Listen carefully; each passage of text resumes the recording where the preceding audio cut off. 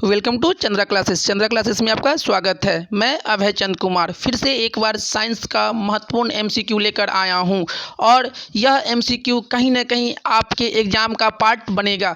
इससे पहले हम बहुत सारा वीडियो डाल चुके हैं साइंस से रिलेटेड। अगर आप लोग इस चैनल पर नए हैं तो इसे सब्सक्राइब करें और बेल आइकन को दबाएँ। और यह मॉडल पेपर नंबर कौन सा है? 2 है। इससे पहले मॉडल पेपर 1 को मॉडल पेपर 1 का सलूशन करा चुके हैं। अगर वो मॉडल पेपर 1 नहीं देखे हैं तो आप लोग जाकर प्ले लिस्ट में इसे ज़रूर देखें। चलते हैं हम लोग क्वेश्चन की तरफ। क्वेश्चन नंबर 1 में क्या कह रहा है कि किसी उत्तल लेंस की फोकस दूरी, अब यहाँ पे आया है उत्तल लेंस, तो उत्तल लेंस किसे कहेंगे कि बीच के अपेक्षा किनारे में क्या होता है? पतला होता है। ऐसे लेंस को हम लोग क्या कहते हैं? उत्तल लेंस कहते हैं। और इसी में पूछा कि अवतल लेंस किसे कहेंगे, तो हम लोग क्या कहेंगे कि बीच के अपेक्षा किनारे में क्या होता है? मोटा होता है। तो इसे हम लोग क्या कहेंगे?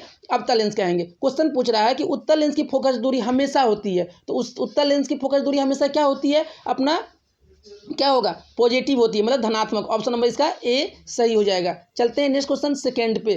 सेकंड में क्या कह रहा है? किसी शब्दकोश में पाए गए छोटे अक्षरों के पढ़ते समय आप निम्न में से कौन सा लेंस पसंद करेंगे? जब छोटे अक्षर को जब पढ़ना होगा तो हम लोग कौन सा लेंस का उपयोग करेंगे? तो क्या कौन सा लेंस करेंगे? 50 सेंटीमीटर फोकस दूरी वाले कौन सा? उत्तल लेंस का उपयोग करेंगे। तो कौन सा हो जाएगा? ऑप्शन नंबर इसका सी सही हो जाएगा। चलते हैं नेक्स्ट क्वेश्चन थर्ड पे। मोटर गाड़ी के चालक के सामने समानतः लगा होता है। जो मोटर गाड़ी के जो चालक होते हैं उसके सामने समानतः लगा होता था। उसके सामने कौन सा दर्पण लगा रहता है? अपना उत्तल दर्पण। उत्तल दर्पण क्यों लगाते हैं? क्योंकि उत्तल दर्पण में क्या होता है? वस्तु का प्रतिबिंब क्या बनता है? सीधा बनता है। इसीलिए हम लोग किसका उपयोग करते हैं? उत्तल दर्पण का उपयोग करते हैं। चलते हैं नेक्स्ट क्वेश्चन 4 पे। कह रहा है एक व्यक्ति समतल दर्पण की ओर 4 मीटर प्रति सेकेंड की चाल से आ रहा है। व्यक्ति को समतल दर्पण में बना अपना प्रतिबिंब किस चाल से आता हुआ प्रतीत होगा? मान लीजिए ये समतल दर्पण है और समतल दर्पण की ओर, मान लीजिए ये समतल दर्पण को कोई ये व्यक्ति है, ये जा रहा है कितना से? 4 मीटर प्रति सेकेंड से जा रहा है। तो दर्पण में भी क्या लगेगा कि दर्पण के अंदर भी क्या लगेगा? हम 4 सेंटीमीटर की ओर से दर्पण की ओर आ रहे हैं। तो यहाँ मतलब तो समतल दर्पण में बना अपना प्रतिबिंब किस चाल से आता प्रतीत हुआ? तो 4 और 4 8 क्या लगेगा कि 8 मीटर प्रति सेकेंड के चाल से हम क्या कर रहे हैं? अपना प्रतिबिंब क्या चाल आता हुआ प्रतीत होगा। तो कौन हो जाएगा? ऑप्शन नंबर इसका सी सही हो जाएगा। चलते हैं नेक्स्ट क्वेश्चन 5 पे। नेत्र लेंस की फोकस दूरी बढ़ जाने से आंख में उत्पन्न होता है। अगर नेत्र लेंस की फोकस दूरी अगर बढ़ जाएगा तो आंख में उत्पन्न तो कौन सा दोष हो जाएगा? तो कौन सा होता है? अपना दीर्घ दृष्टि दोष। ऑप्शन नंबर इसका बी सही हो जाएगा। चलते हैं नेक्स्ट क्वेश्चन 6 पे। कह रहा है दूरदृष्टि दोष वाले व्यक्ति द्वारा जिस चश्मे का प्रयोग किया जाता है उसमें लगे लेंस, तो चश्मा में कौन सा लेंस लगाते हैं हम लोग दूरदृष्टि के लिए? तो उत्तल लेंस लगाते हैं। और निकट दृष्टि के लिए कौन लगाते हैं हम लोग? तो निकट दृष्टि में कौन लगाते हैं? अवतल लेंस लगाते हैं। और दूर में कौन लगाते हैं? अपना उत्तल लेंस लगाते हैं। तो कौन सही हो जाएगा? ऑप्शन नंबर ए सही हो जाएगा। चलते हैं नेक्स्ट क्वेश्चन हम लोग नेक्स्ट क्वेश्चन 7 पे। 7 में क्या कह रहा है कि विद्युत आवेश की इकाई है। तो विद्युत आवेश की इकाई क्या होता है अपना? तो विद्युत आवेश की इकाई, अब यहाँ पे विद्युत आवेश का इकाई कह रहा है तो इसमें क्या हो जाएगा? कूलम हो जाएगा। जबकि इसमें पूछेगा विद्युत धारा की एसआई मतलब इकाई क्या होता है? तो एम्पियर किसका होता है? विद्युत धारा का। वोल्ट किसका होता है? अपना विभवांतर का होता है। क्या होता है? वोल्ट होता है। क्वेश्चन में पूछा जा रहा था विद्युत आवेश, तो विद्युत आवेश की इकाई क्या होता है? कूलम्ब होता है। ऑप्शन नंबर इसका ए सही हो जाएगा। चलते हैं नेक्स्ट क्वेश्चन 8 पे। क्या कह रहा है कि विद्युत आवेश 2 प्रकार के होते हैं जिन्हें धन तथा ऋण आवेश माना जाता है। यह नामकरण जिसने किया था वह है। तो यह नामकरण किसने किया था? तो बेंजामिन फ्रैंकलिन। कौन किया था? बेंजामिन फ्रैंकलिन ने किया था। ऑप्शन नंबर डी सही हो जाएगा। चलते हैं 9 पे। एक पदार्थ को 1 कूलम धन आवेश आवेशित किया गया। इन आवेश में पदार्थ से जो इलेक्ट्रॉन निकले हैं उनकी संख्या, तो पदार्थ में जो इलेक्ट्रॉन निकले उनकी संख्या कितना होता है? 6.25 इंटू 10⁻18 इलेक्ट्रॉन। तो कौन सा जाएगा? ऑप्शन नंबर ए इसका सही हो जाएगा। चलते हैं नेक्स्ट क्वेश्चन 10 पे। किसी विद्युत बल्ब पर 220 वोल्ट तथा 100 वाट अंकित है। जब इसे 100 वोल्ट पर परिचालित करते हैं तब इसके द्वारा उपयुक्त शक्ति निकालना। हम क्या निकालना है? शक्ति निकालना है। तो शक्ति निकालने के लिए पहले P बराबर में क्या चाहिए? VI। तो हमको तो धारा पता रहेगा तभी तो निकाल पाएंगे, क्योंकि वोल्टेज दे रखा है 110 वोल्ट। तो पहले चलते हैं हम लोग धारा निकालते हैं। तो P बराबर में क्या हो गया? P बराबर में हो गया VI। अब यहाँ पे शक्ति कितना दे रखा है? 100 वाट। तो यहाँ रखेंगे 100 वाट। और ये इसके अनुसार वोल्टेज कितना दे रखा है? 220 वोल्ट। और यहाँ से हम लोग क्या निकाल लेंगे? आई निकाल लेंगे। तो आई कितना हो जाएगा अपना? तो 100 बटा 220, जीरो से जीरो कट गया तो आई कितना आ गया 10/22। आई कितना आ गया, आई कितना आ गया 10/22। और यहाँ पे वोल्टेज कितना दे रखा है 110 वोल्ट दे रखा है, तो P बराबर में क्या होता है VI। अब यहाँ पे वोल्टेज दे रखा है 110 और I आया है अपना 10/22। अब देखिए तो 22 मतलब 11 2 जा 22, 2 5 जा 10 और 10 बचे 50, तो कितना हो जाएगा उसमें शक्ति कितना होगा 50 वाट, क्योंकि शक्ति का मात्रा क्या होता है अपना वाट होता है। तो ऑप्शन नंबर कौन सा हो जाएगा, ऑप्शन नंबर इसका C सही हो जाएगा। चलते हैं नेक्स्ट क्वेश्चन 11 पे।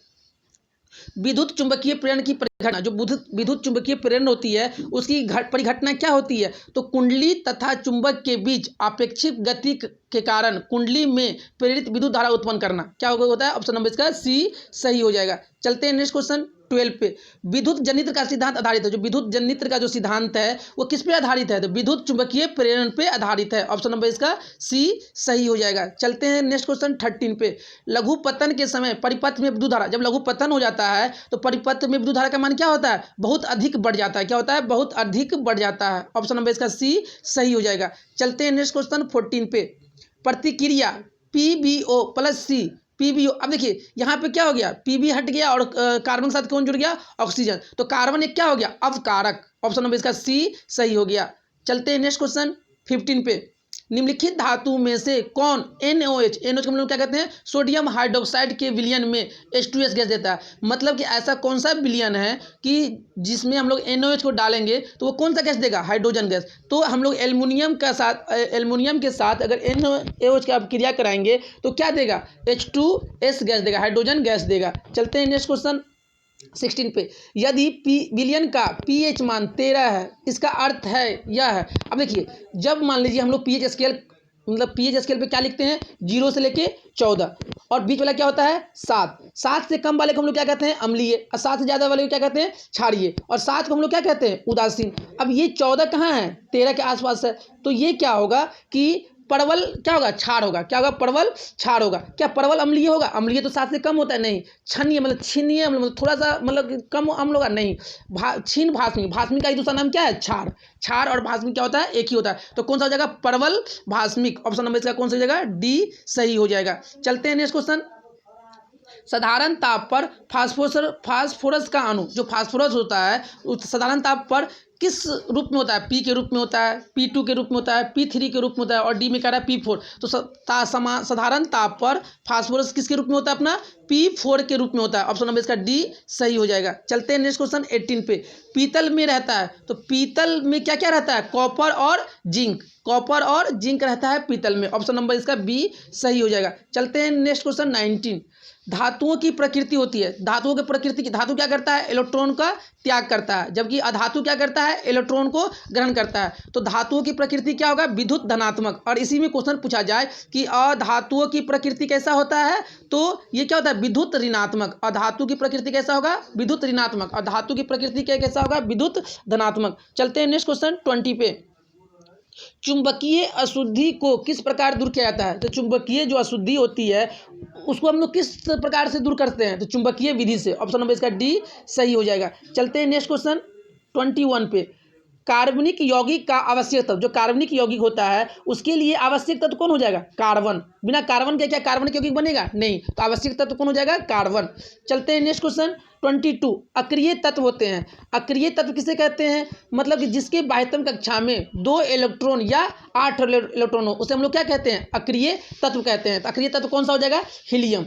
ऑप्शन नंबर इसका B सही हो जाएगा। चलते हैं नेक्स्ट क्वेश्चन 23। अल्कीन श्रेणी का यौगिक का समान सूत्र। देखिए अल्केन का क्या होता है, अल्केन का समान सूत्र क्या होता है, CnH2n+2, ये हो गया अल्केन का।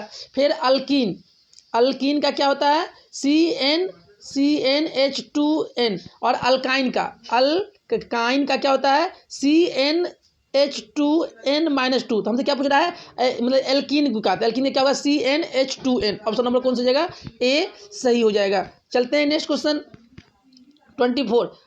अपमार्जक बनाने में उपयोग होता है। जो अपमार्जक बनाते हैं हम लोग, उसमें हम लोग किसका उपयोग करते हैं? ऑप्शन नंबर ए में कह रहा है ईथर का, ऑप्शन नंबर बी में कह रहा है कास्टिक पोटास का, ऑप्शन नंबर सी कह रहा है अल्कोहल का, और ऑप्शन नंबर डी में कह रहा है गंध अम्ल का। तो जो हम लोग अपमार्जक बनाते हैं उसमें किसका उपयोग करते हैं? तो अल्कोहल का उपयोग करते हैं। ऑप्शन नंबर कौन सा हो जाएगा? सी सही हो जाएगा। आवर्त सारणी, अब एक क्वेश्चन किससे है? आवर्त सारणी के सतमा ए के तत्व है। तो जो सतमा ए है, जो इसी को 7A कहते हैं, इस तत्व का क्या नाम दिया गया है? हैलोजन ग्रुप कहते हैं। इसको हम लोग क्या कहते हैं? Halogen group. तो कौन सा हो जाएगा? ऑप्शन नंबर इसका ए सही हो जाएगा। चलते हैं नेक्स्ट क्वेश्चन 26। आवर्त सारणी में बाएं से दाएं जाने पर प्रकृतियों के बारे में कौन सा कथन असत्य है? मान लीजिए ये आवर्त सारणी है, इसमें हम लोग कहाँ से जा रहे हैं? बाएं से दाएं। तो इसमें कौन सा कथन असत्य है? पहले क्या कह रहा है? तत्वों की धात्विक प्रकृति घटती है वास्तव में, क्योंकि बाएं में क्या है? जिस धातु है और इधर क्या है? अधातु है। तो जैसे जैसे हम लोग बाएं से दाएं जाएंगे तो अधातु की धात्विक प्रकृति क्या होगा? घटने लगेगी। संयोजकता इलेक्ट्रॉन की संख्या बढ़ती है। क्या होता है? संयोजकता इलेक्ट्रॉन की संख्या बढ़ती है। तो ये भी क्या है? सही है। जैसे जैसे हम जाएंगे उसी तरह क्या होगा? संयोजन इलेक्ट्रॉन की संख्या क्या होगा? बढ़ने लगेगा। ऑप्शन नंबर सी में कह रहा है परमाणु आसानी से इलेक्ट्रॉन का त्याग करता है। नहीं, जब हम लोग बाएं से दाएं जाते हैं तो शुरू में वाला जो धातु है वो तो आसानी से इलेक्ट्रॉन को क्या करता है? त्याग करता है। लेकिन जैसे ही हम लोग दाएं की तरफ जाते हैं तो वो क्या करता है? वो ग्रहण करता है। तो कौन सा गलत हो जाएगा? ऑप्शन नंबर इसका सी गलत हो जाएगा। चलते हैं नेक्स्ट क्वेश्चन 27 पे। प्रकाश संश्लेषण की क्रिया में उत्पन्न होता है, जो प्रकाश संश्लेषण जो क्रिया होता है उसमें क्या उत्पन्न होता है? ऑप्शन नंबर ए में कह रहा है प्रोटीन, ऑप्शन नंबर बी में कह रहा है कार्बोज, और ऑप्शन नंबर सी में कह रहा है विटामिन, ऑप्शन नंबर डी में कह रहा है बस। प्रकाश संश्लेषण क्रिया में क्या उत्पन्न होता है? कार्बोज उत्पन्न होता है। ऑप्शन नंबर इसका बी सही हो जाएगा। चलते हैं नेक्स्ट क्वेश्चन 28। अंडाणु निषेचित होता है। जो अंडाणु कहाँ निषेचित होते हैं अपना? तो फ्लेवियन नलिका में। क्या होता है? फेलोपियन नलिका में से उत्पन्न होता है। ऑप्शन नंबर इसका सी सही हो जाएगा। चलते हैं नेक्स्ट क्वेश्चन 29। श्वसन की क्रिया होती है। जो श्वसन की क्रिया कहाँ होती है अपना? माइटोकॉन्ड्रिया में। ऑप्शन नंबर इसका बी सही हो जाएगा। चलते हैं नेक्स्ट क्वेश्चन 30 पे। एक स्वच्छ मनुष्य में परकुचन एवं अनुशीतलिन दाब होता है। जो परकुचन और अनुशीतलिन दाब क्या होता है? तो अपना क्या होता है अपना? 120/80। कितना होता है? 120/80। ऑप्शन नंबर इसका ए सही हो जाएगा। चलते हैं नेक्स्ट क्वेश्चन 31। पत्तियों का मुरझाना किस पादप हार्मोन के कारण संभव हो पाता है? ऑप्शन नंबर ए में कह रहा है जिब्रेलिन, ऑप्शन नंबर बी में कह रहा है साइटोकाइनिन, और ऑप्शन नंबर सी कह रहा है एबिसिक अम्ल, और ऑप्शन नंबर डी में कह रहा है सभी। तो जो पत्तियों का जो मुरझाना किस पादप हार्मोन के कारण होता है? किससे होता है? जो उसमें क्या होता है? एक तरह का जो हार्मोन होता है, उस हार्मोन को हम लोग क्या कहते हैं? एबिसिक अम्ल। क्या होता है? एबिसिक अम्ल के कारण क्या होता है? पत्तियों का मुरझाना मतलब चालू हो जाता है। चलते हैं नेक्स्ट क्वेश्चन 32 में कह रहा है कि कौन सा पादप नियंत्रक फल बेचने वाले द्वारा उपयोग किया जाता है? तो जो मतलब जो कौन सा पादप नियंत्रक फल बेचने वाले द्वारा उपयोग किया जाता है? ऑप्शन नंबर ए कह रहा है एबिसिक अम्ल, जिब्रेलिन, सी में कह रहा है इथाइलिन, और डी में कह रहा है ऑक्सिन। तो कौन सा नियंत्रक मतलब फल बेचने के द्वारा उपयोग किया जाता है? तो कौन सा क्या करते हैं हम लोग? तो जो इथाइलिन है ना, उसी का हम लोग क्या करते हैं? उपयोग करते हैं। ऑप्शन नंबर इसका सी सही हो जाएगा। चलते हैं नेक्स्ट क्वेश्चन 34। एड्स रोग का प्रमुख कारण है। तो एड्स रोग मतलब क्या? जो कारण मतलब प्रमुख कारण क्या है? असुरक्षित यौन संपर्क है ना, खून की कमी, विटामिन की कमी, डी में पोषण, क्या ये सब नहीं है? क्या होता है? असुरक्षित यौन संपर्क से क्या फैलता है? अपना एड्स रोग होता है। चलते हैं नेक्स्ट क्वेश्चन 35। चमगादड़ एवं पक्षी के पंख किस प्रकार के अंग का उदाहरण है? तो जो चमगादड़ है और पक्षी का पंख किस प्रकार का उदाहरण है? तो अपना किस प्रकार का? ये समजात है। क्या है? किस प्रकार का अंग का उदाहरण है? समजात अंग का उदाहरण है। ऑप्शन नंबर बी इसका सही है। चलते हैं नेक्स्ट क्वेश्चन 36। वे अंग जिनकी उत्पत्ति तथा मूल रचना में तो समान होती है किंतु कार्य के अनुसार उनकी बाह्य रचना में परिवर्तन होता है, ऐसे अंगों को कहते हैं। तो ऐसे अंगों को हम लोग क्या कहते हैं? अपना समजात अंग। क्या कहते हैं हम लोग? समजात अंग।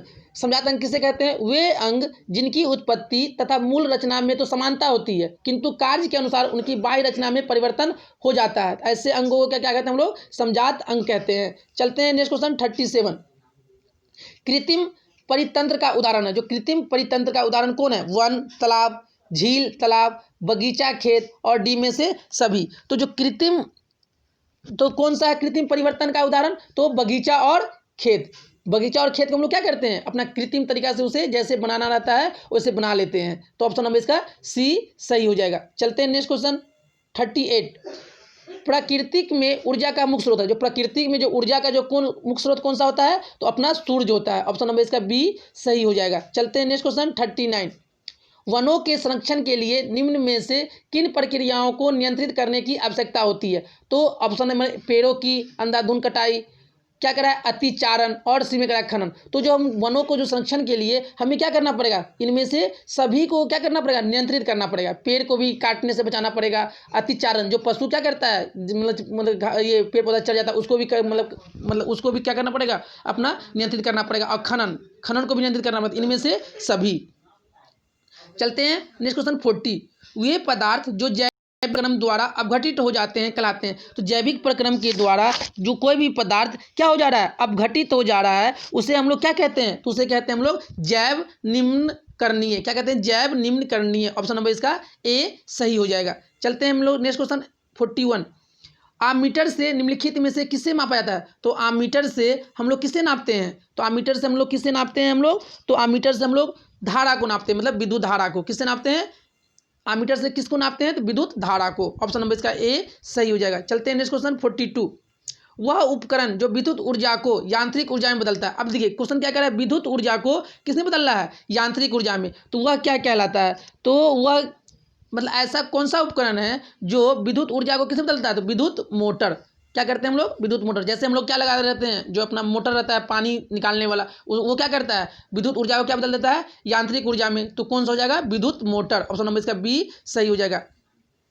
दर्पण का सूत्र होता है, दर्पण क्या होता है, 1/v प्लस 1/u बराबर में क्या होता है, 1/f। यही क्या होता है, दर्पण सूत्र होता है। और इसी में पूछेगा लेंस सूत्र क्या होता है, तो जहाँ भी प्लस वहाँ क्या लगा लेते हैं, माइनस। 1/v माइनस 1/u बराबर में क्या होता है, 1/f। हमसे क्वेश्चन क्या पूछ रहा है, दर्पण सूत्र। दर्पण सूत्र कौन जाएगा, 1/v प्लस 1/u बराबर 1/f। ऑप्शन नंबर ए सही होगा। v क्या है, प्रतिबिंब की दूरी, u क्या है, वस्तु की दूरी, और f क्या है, फोकस दूरी। तो ऑप्शन नंबर कौन सा जाएगा, ए सही हो जाएगा। चलते हैं नेक्स्ट क्वेश्चन 44।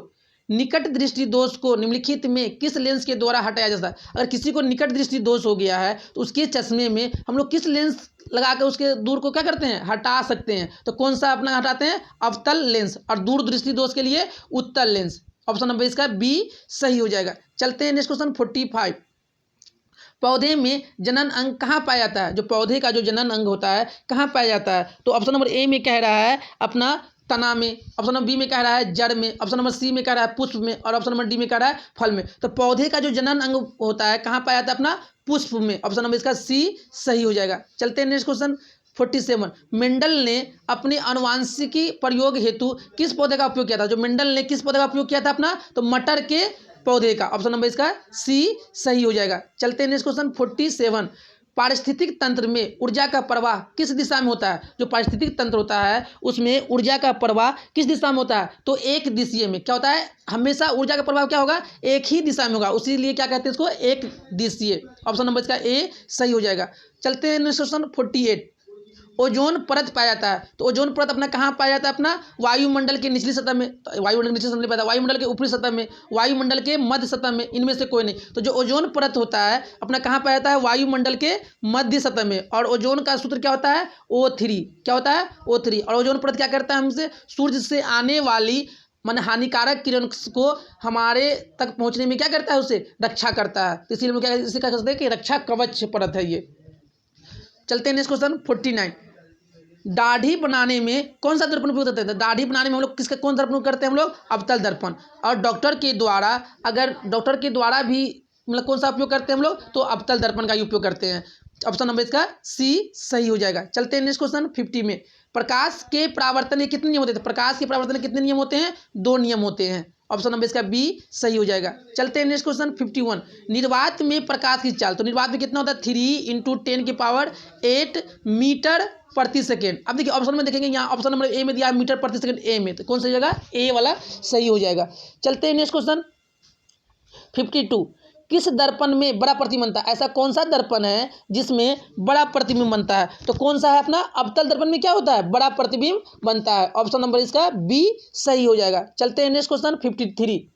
दंत विशेषज्ञ किस दर्पण का उपयोग मरीजों के दांतों को बड़ा प्रतिबिंब देखने के लिए करते हैं? अब ये दंत विशेषज्ञ मतलब दंत विशेषज्ञ क्या, कोई डॉक्टर ही देखेगा ना। और जैसे डॉक्टर की बात आएगा तो कौन सा हो जाएगा, अपना अवतल दर्पण। ऑप्शन नंबर इसका बी सही हो जाएगा। चलते हैं नेक्स्ट क्वेश्चन 54।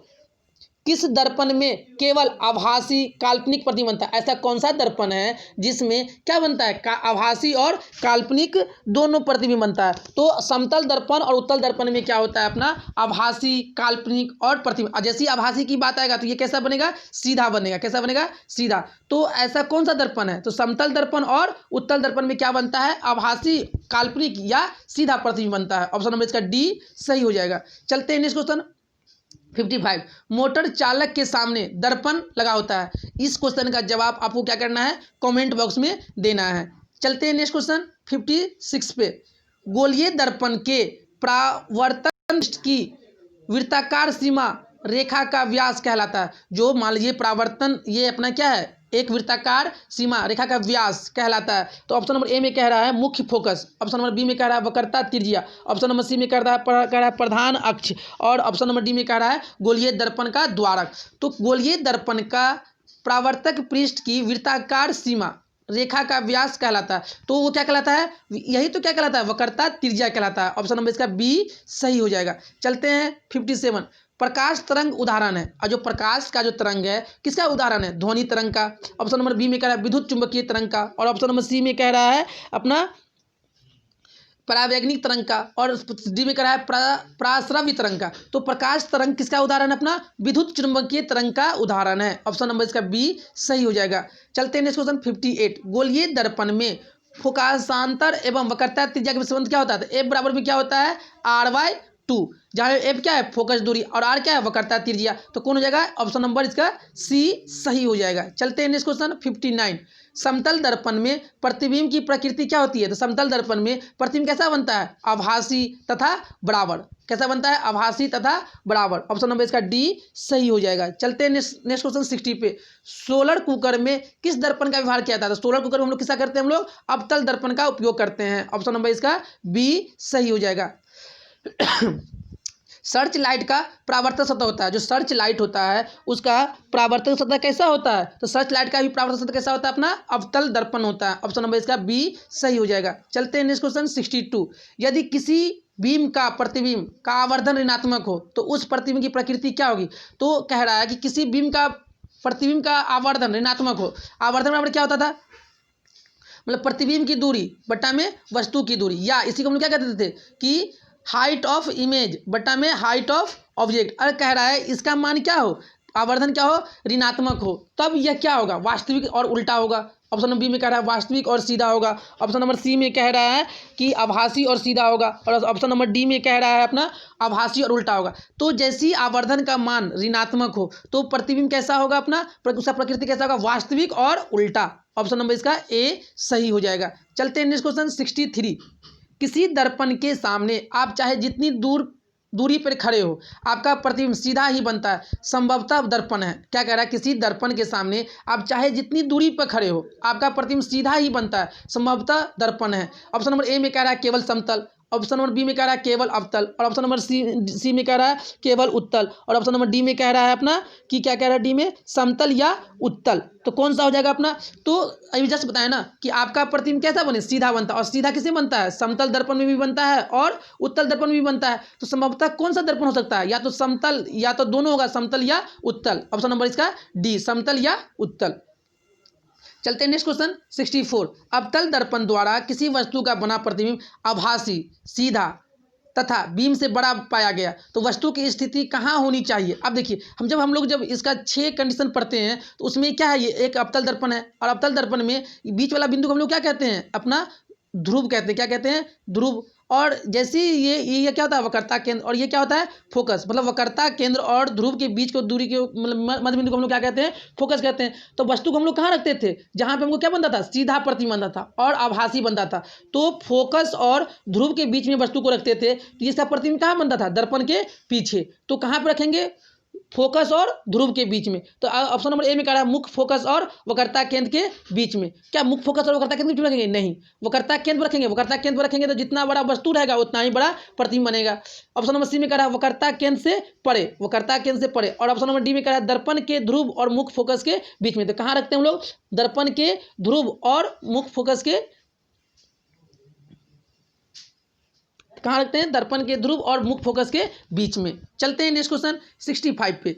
यदि किसी बीम का प्रतिबिंब का आवर्धन धनात्मक हो तो उसका प्रतिबिंब की प्रकृति होगा। देखिए, जब ऋणात्मक था तो हम लोग क्या बताए थे कि वास्तविक और उल्टा है, लेकिन अब उसका आवर्धन क्या हो रहा है कि धनात्मक हो रहा है। मतलब क्या हो रहा है? धनात्मक। तो इसका प्रकृति कैसा होगा? ऑप्शन नंबर ए में कह रहा है वास्तविक और उल्टा, और ऑप्शन नंबर बी में कह रहा है वास्तविक और सीधा, ऑप्शन नंबर सी में कह रहा है काल्पनिक और उल्टा, ऑप्शन नंबर डी में कह रहा है काल्पनिक और सीधा। तो जब धनात्मक होता है तो कैसा बनता है? काल्पनिक और सीधा, और जब ऋणात्मक होता है आवर्धन तो उसमें कैसा होता है? वास्तविक और उल्टा। ऑप्शन नंबर इसका डी सही हो जाएगा। चलते हैं नेक्स्ट क्वेश्चन 66। किसी वस्तु का आवर्धित काल्पनिक प्रतिबिंब बनता है। आवर्धित और काल्पनिक प्रतिबिंब मतलब ऐसा कौन सा दर्पण है जिसमें बनता है? तो अवतल दर्पण से, समतल दर्पण से, उत्तल दर्पण से, या सभी दर्पण से। तो जो आवर्धित काल्पनिक प्रतिबिंब ऐसा कौन सा दर्पण है जिससे बनता है? तो अवतल दर्पण में। कैसे बनता है? अपना अवतल दर्पण में। अवतल दर्पण में भी कहाँ? जब हम लोग ध्रुव और फोकस के बीच में रखते हैं तो क्या बनता है? आवर्धित मतलब क्या होगा? बड़ा, और काल्पनिक, काल्पनिक क्या होगा? दर्पण के पीछे बनता है और वस्तु से बड़ा बनता है। तो किसमें बनता है? ये अवतल दर्पण में। चलते हैं नेक्स्ट क्वेश्चन 67। निम्नलिखित में कौन उत्तल दर्पण की फोकस दूरी है जिसके लिए वक्रता त्रिज्या कितना? अब क्वेश्चन में क्या दे रखा है? वक्रता त्रिज्या। तो ए बराबर में क्या होता है? r/2। अब हमको दे रखा है वक्रता त्रिज्या दे रखा है कितना है? 32/2। तो कितना हो जाएगा अपना? 16। अब क्या कह रहा है कि निम्नलिखित में कौन उत्तल दर्पण, अब क्वेश्चन किस में कह रहा है? उत्तल दर्पण। तो उत्तल दर्पण में जो फोकस दूरी होता है वो क्या होता है? उत्तल दर्पण हम लोग किसे कहते हैं? जो मतलब कि अंदर से कलई किया हो और बाहर से उसका प्रवर्तन, इसका क्या होगा? इधर मतलब फोकस दूरी इसका क्या होगा? धनात्मक। तो जो धनात्मक वाला होगा वही क्या होगा? इसका सही आंसर होगा। तो ऑप्शन नंबर कौन सा हो जाएगा? ऑप्शन नंबर इसका सी 16 सेंटीमीटर। आंसर का क्या हो जाएगा? 16 सेंटीमीटर। चलते हैं नेक्स्ट क्वेश्चन 68। प्रावर्तन के नियम से निर्धारित होता है। तो प्रावर्तन के नियम क्या है? एक लेते हैं हम लोग, क्या लेते हैं हम लोग? समतल दर्पण रहते हैं। जो किरण आती है उसे हम लोग क्या कहते हैं? आपतित किरण। अब दर्पण से टकराकर क्या चलेगी? उसी माध्यम में वापस चलेगी, इसको क्या कहेंगे? प्रावर्तित किरण। और इस बिंदु पे क्या करते हैं हम लोग? अभिलंब खींचते हैं। तो जितना आपतन कोण होगा उतना ही क्या होगा? प्रावर्तन कोण। आपतन कोण बराबर में क्या हो जाएगा? प्रावर्तन कोण। ऑप्शन नंबर इसका ए सही हो जाएगा। चलते हैं नेक्स्ट क्वेश्चन 69।